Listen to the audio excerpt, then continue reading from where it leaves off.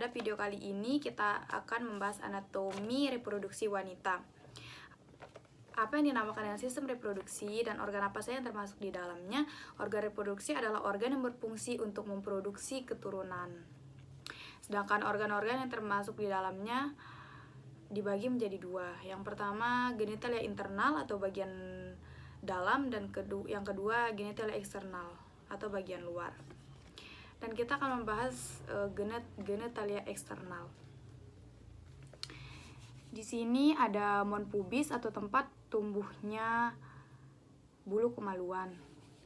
Terus di sini ada labia mayora, ada labia minora, ada klitoris, ada uretra, ada vagina, ada hymen atau selaput darah.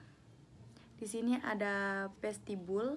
Di sini ada perineum, pembatas antara anus dan vagina.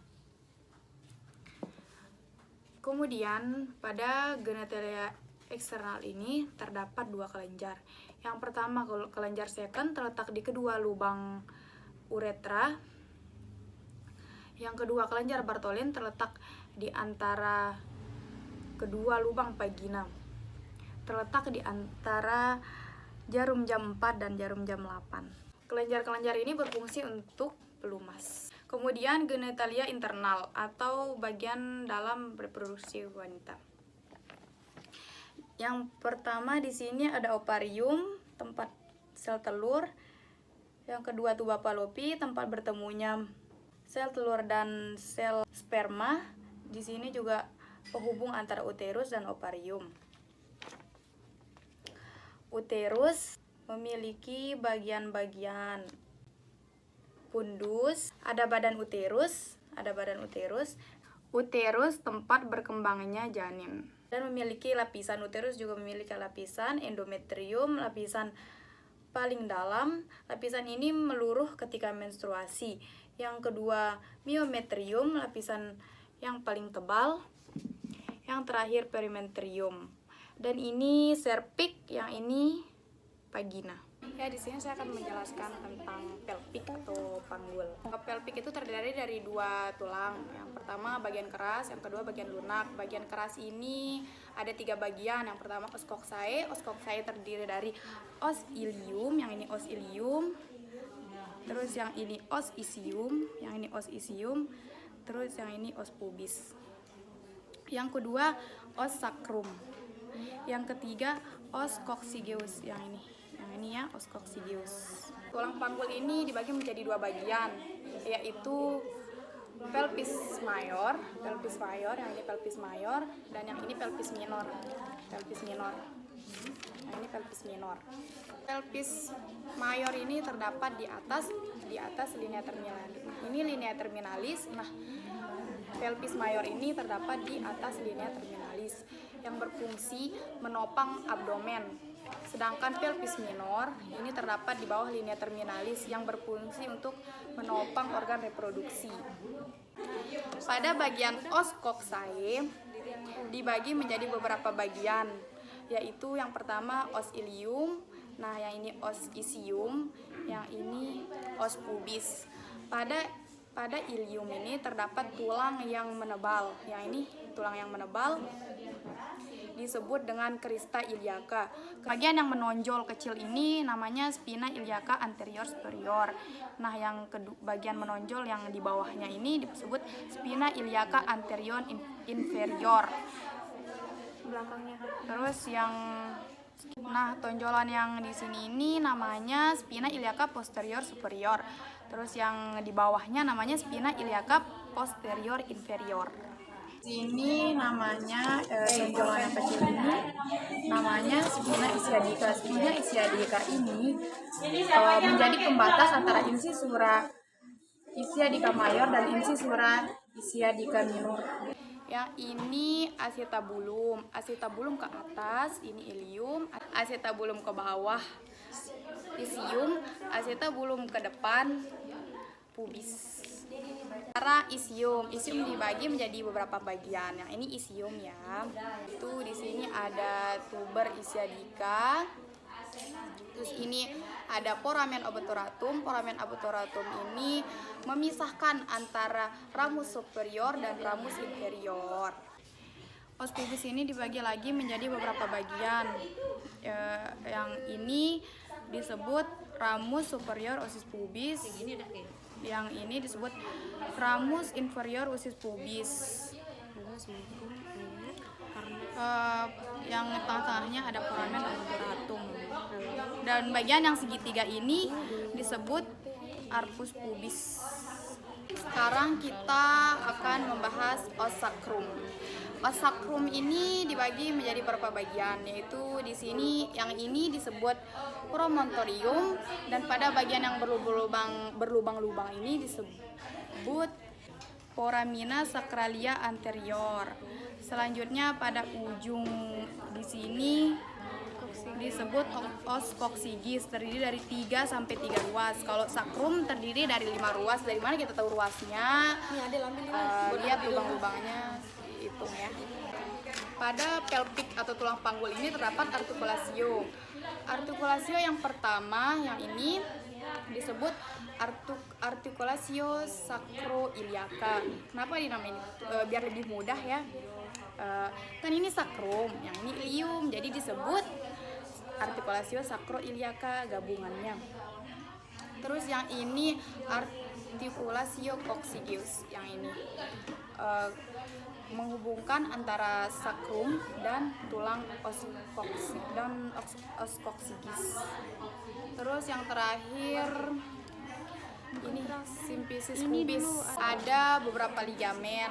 Yang pertama di sini ligamen iliolumbal, ligamen iliolumbale. Yang di sini bayangin ya, di sini ligamen inguinale. Di sini dia. Terus kalau ini ligamen pubicum.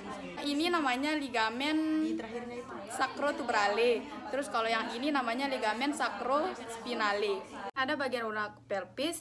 Yang pertama musculus atau otot. Yang pertama ada musculus bulbus sponiosus. Yang kedua musculus transversus perineus superficialis.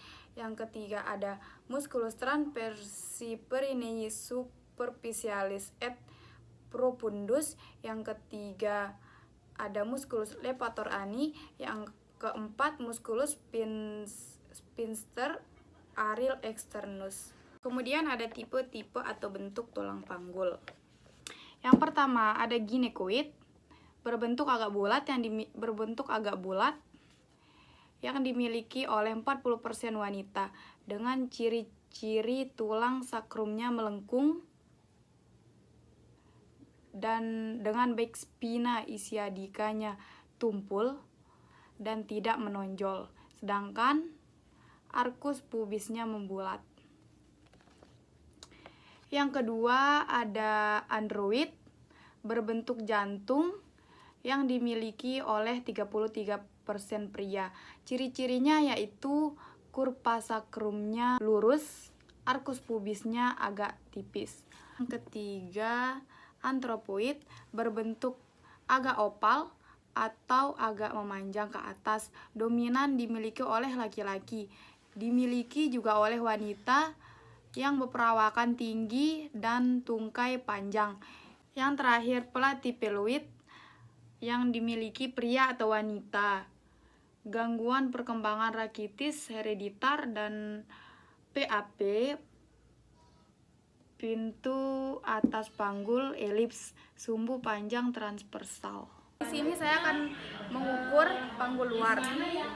Yang pertama distansia spinarum. Distansia spinarum ini normalnya ukurannya itu 20 sampai 23 sampai 26 cm. Pengukurannya itu melalui spina iliaca anterior, superior, dextra dan sinistra, kiri dan kanan.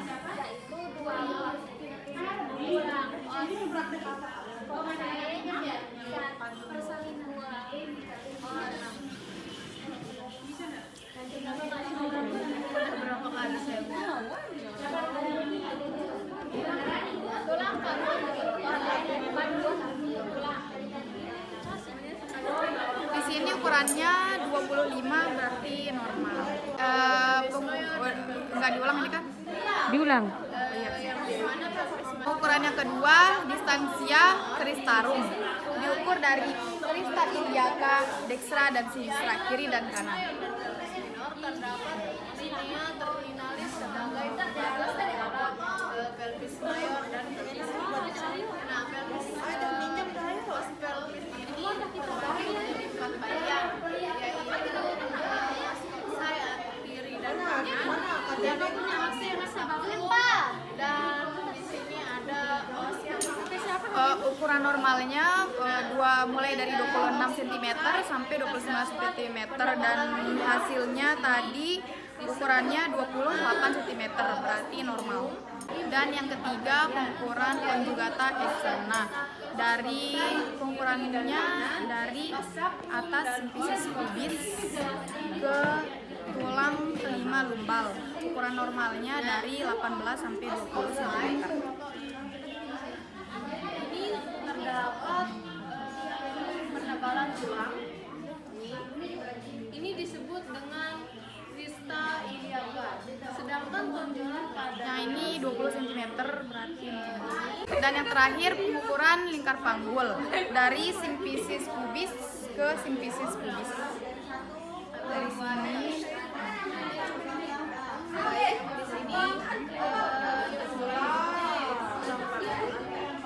tulang panggul atau os pelvis.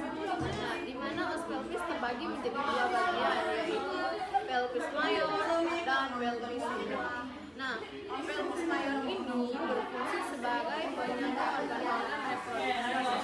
ukuran normalnya 80 sampai 90.